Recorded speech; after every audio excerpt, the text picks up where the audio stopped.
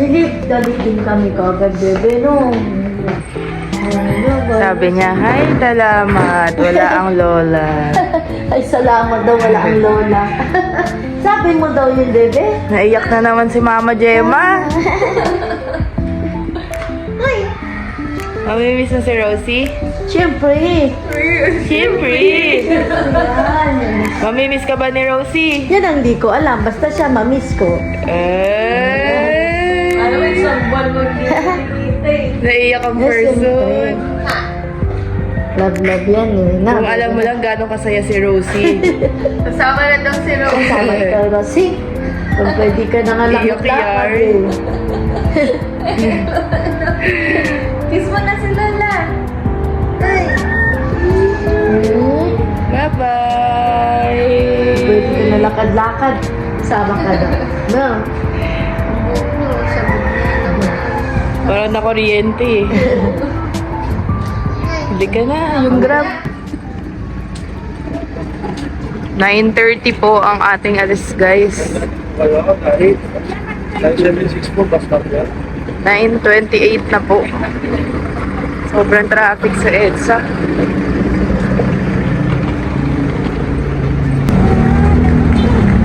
Si Ali! Ali! Yung konduktor niya. Sila Ali, yun na. Ang masikip eh. Umabot tayo guys. Sobrang traffic sa EDSA pero umabot po kami. Sila Ali.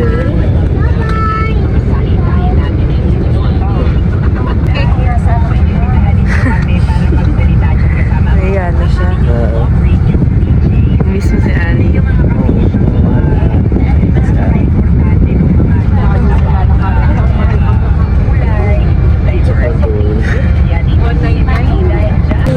Stop over na tayo guys. Unang stop over. Kakain po muna kami. Kain po. Cute ng ulam nila guys. 1-8. Parang lalagyan ng ketchup.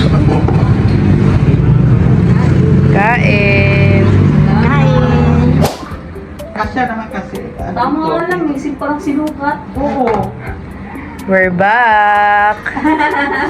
Na-miss namin dito. Sakto lang, oh. Kaya nga. Tingnan natin si Kuya Brooks sa labas guys.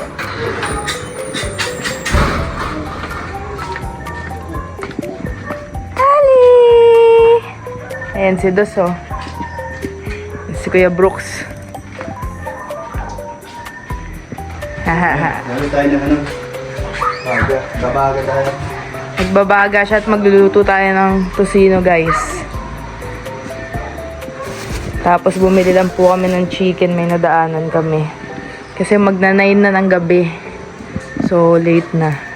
Ang tagal ng biyahe namin. Sino lang? Oo, tosino lang. Ang tagal ng biyahe namin, almost 12 hours. Di na tayo naka-attend sa practice ng sayaw. Bukas po tayo a-attend sa sayaw. Kay Kakay. Bugbog ang katawan. Oo, magbog. Ang tagal po ng biyahe. Almost 12 hours, no? Ilang beses nag-uundugan yung mga ulo namin. Sakit sa katawan. Dala mo pala eh, yung tumbler eh. Oo, si Mama nagbitbit. Yung isa, Ay, yung malaki. oo. Ang daming bubuyog, oh. Bata. Saan?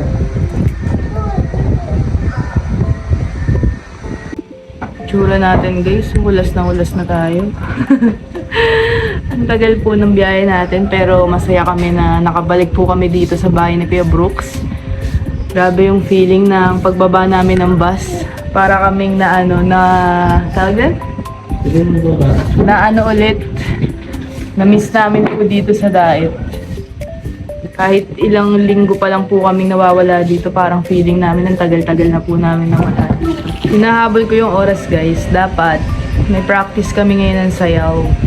Kaso lang 7 PM sila nag-start. Nakarating po kami dito sa Daet. Ito magna 9 PM. So di na po ako nakahabol.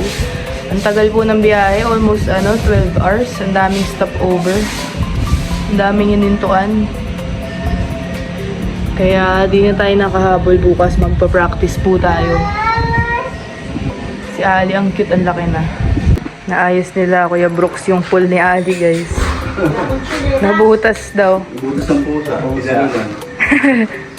Si Dins daw ang magbomba. Hinihingal si Kuya Brooks. Ano pipiliin niya mo? Kasi kaso na yung sinasabi ko? Baka magsarado sa likod. Butas yan eh. Natakpan mo yung butas. Oh, may pantakip ba naman ngayon? Ayun, kulang. Ah. Hindi maganda po sa Swimming, Ali? Tomorrow? Tomorrow?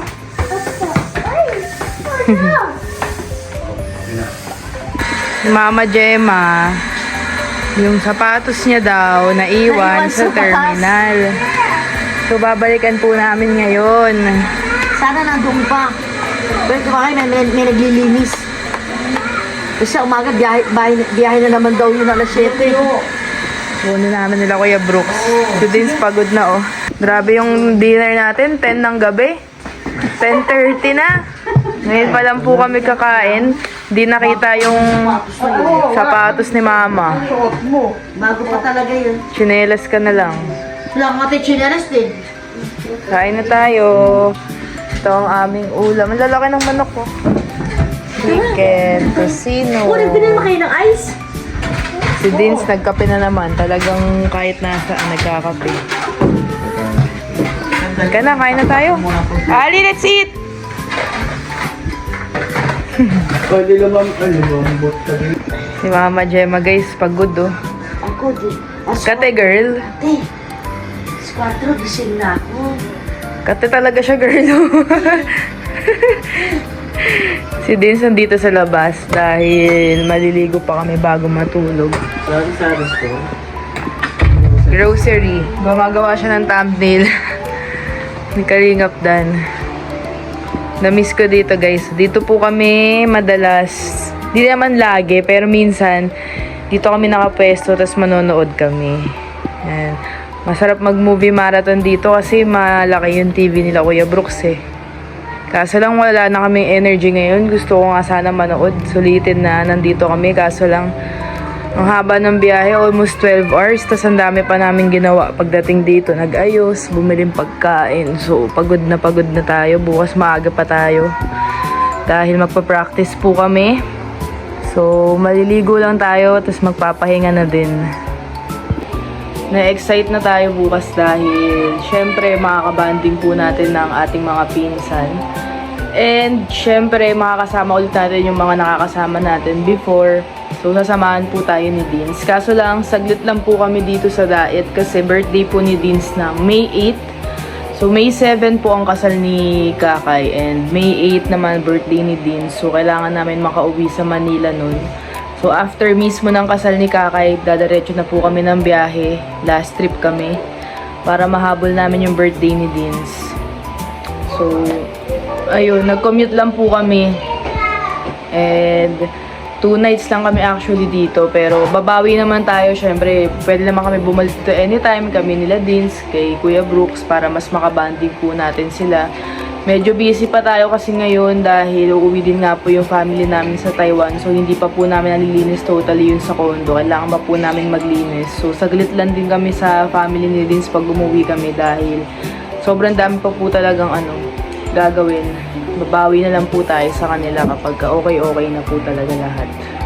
Sila Kuya Brooks nakatambay pa. Sila Yayabit. Mama Gemma, anong pakiramdam na bumalik tayo dito sa diet? Masaya, kaso ang haba ng biyahe. Oo nga eh, Naiwan pa yung nakakapagod. sapatos ko. Sinong kasalanan yan, girl? Yung konduktor. Kasi yan tayo eh. Ang ugali kasi ni Mama Gemma, guys, hindi nagsasara ng bag. So, hindi namin alam kung nahulog o ano. Siguro pag ko ng eco bag kasi nagbigay ako ng chichira sa inyo. Kaso binalikan po namin sa terminal, hindi ko na po na-vlog. Wala na po dun yung sapatos. Nagtingin na kami sa loob mismo ng bus, wala na din. Tapos sa lost and found, wala din daw. So, wala. Chinelas ang atake mo, girl, sa kasal. Chinelas ba? Hindi, bahala na kung di ako magchichinelas, magyayapak na lang ako. Mas better. Much better yun. Much better. better. Kaso lang bitin, no? Kasi 2 nights lang tayo dito eh. 2 nights lang eh. Sobrang busy pa kasi eh. O, kasi may asikasuhin pa na kami sa Kondo din. dahil dadating yung hipag ko tsaka yung mga apo ko sa pamangkin. Eh, hindi pa kami gan nakapag-ayos doon kaya kailangan makabalik din malinis. kami kagad. Tsaka birthday ni Deans. O, birthday ni Deans eh. Kaya kailangan makabalik din kami kagad. Next time na lang, balik tayo ulit dito. O kahit mga 1 week Para tayo. Oo. makabanding ulit sila. Mm-mm. At least nakapunta tayo, di ba? Oo. Importante, kasal ni Nakaka ng Kakay. biyahe lang ho.